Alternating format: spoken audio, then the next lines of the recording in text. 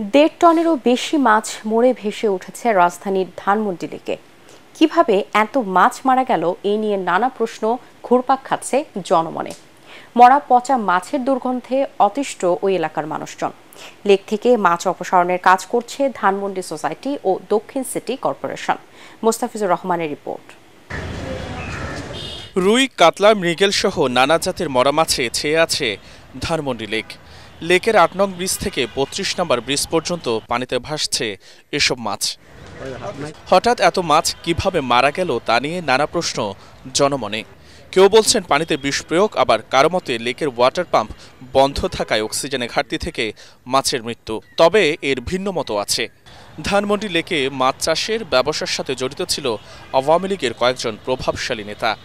সম্প্রতি ক্ষমতার পালাবদলের কারণে শত্রুতাবশত মাছে বিষ প্রয়োগ করা হতে পারে বলেও ধারণা অনেকের। ৩-৪ দিন থেকে মাছগুলো মারা যাচ্ছে এবং গতকালকে দেখা গেল সবচেয়ে বেশি মাছ ভেসে এখানে এবং পচা দুর্গন্ধ।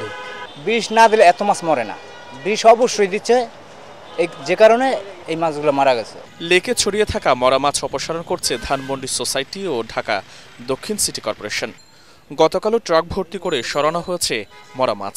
৮ নম্বর ব্রিজের এখান থেকে ডিঙ্গিতে ধরে ধানমন্ডি ৩২ নম্বর পর্যন্ত এই জায়গাটায় আর কি মাছ মারা গেছে। মাছ যখন হাতে ধরি মানে মাছের ভিতরে হাত ঢুকে যায়, মানে এরকম অবস্থা, মানে হাত দিয়ে উঠাতেও পারি না। মাছ মারা যাওয়ার কোনো সুনির্দিষ্ট কারণ শনাক্ত করতে পারেনি কর্তৃপক্ষ। তাদের ধারণা মরা মাছের সংখ্যা আরও বাড়তে পারে।